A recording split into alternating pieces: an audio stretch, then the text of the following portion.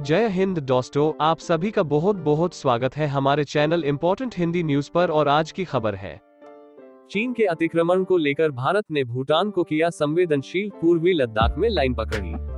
हालांकि भारत ने डोकलाम पठार के पास विवादित त्रि जंक्शन क्षेत्र में सीमा के दावों को फिर से संरेखित करने के लिए अमुच्छू के साथ गांवों को चीन में स्थानांतरित करने पर भूटान को संवेदनशील बनाया है। बीजिंग का बड़ा उद्देश्य 3488 किलोमीटर की वास्तविक रेखा के साथ अपने सीमा दावों को मजबूत करना है। भारत के साथ नियंत्रण एलएसी और थिम्पू के साथ 477 किलोमीटर की सीमा पर युद्ध हुआ।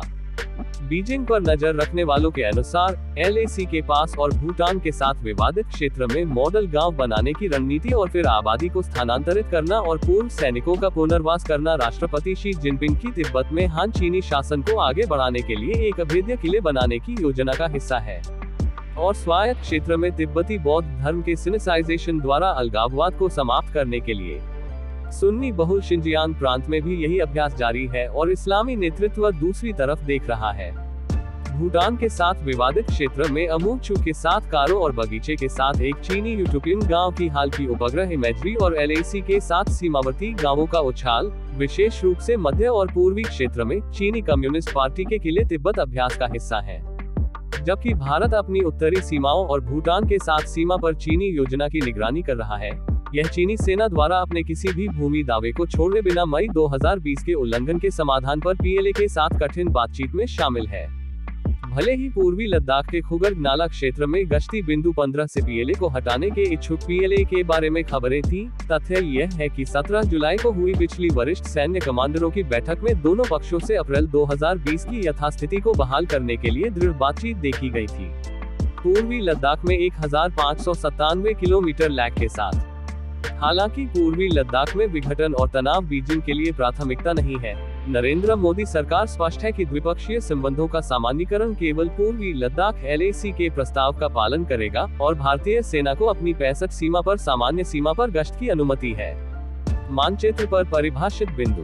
भारतीय पक्ष चाहता है कि पीएलए-डीबीओ सेक्टर के देपसांग बुलगे क्षेत्र और डेमचोक सेक्टर में चारडिंग नाला जंक्शन क्षेत्र में भारतीय सेना के गश्ती दल को रोकना बंद करे। मोदी सरकार यह भी चाहती है कि शी जिनपिंग शासन दोनों पक्षों के शीर्ष नेतृत्व द्वारा हस्ताक्षरित 1993 और 1996 के द्विपक्षीय सीमा समझौतों का सम्मान करे। भले ही दोनों सेनाएं लद्दाख एलएसी पर पूरी ताकत से तैनात हैं, लेकिन दोनों पक्षों के वरिष्ठ कमांडर एक दूसरे के संपर्क में हैं और इसलिए सीमाओं पर अचानक वृद्धि के जोखिम को कम कर रहे हैं। हालांकि भारतीय पक्ष जानता है कि पीएलए केवल सैन्य शक्ति की भाषा समझता है और सीमा मुद्दे को हल करने के लिए किसी भी बातचीत को खारिज करता है। जिस तरह पीएलए ने पूर्वी लद्दाख एलएसी पर तत्कालीन चीनी प्रधानमंत्री झो एनलाई द्वारा प्रकट की गई 1959 लाइन को पहले से खारिज कर दिया था, उसी तरह यह डोकलाम ट्राई जंक्शन क्षेत्र में एक छोटे पड़ोसी के खिलाफ अपना रास्ता बनाकर भूटानी क्षेत्र में घुसपैठ कर रहा है। थिम्पू के साथ सीमा वार्ता। इस साल के अंत में तीसरी बार राष्ट्रपति शी जिनपिंग के चुने जाने के बाद चीनी आक्रामकता के और बढ़ने की उम्मीद है, क्योंकि शाश्वत नेता ने ताइवान को पुनः प्राप्त करने और बौद्ध तिब्बत और सुन्नी मुस्लिम बहुल शिंजियांग को जबरदस्ती और सैन्य शक्ति के माध्यम से मजबूत करने पर अपनी नजरें गड़ा दी हैं।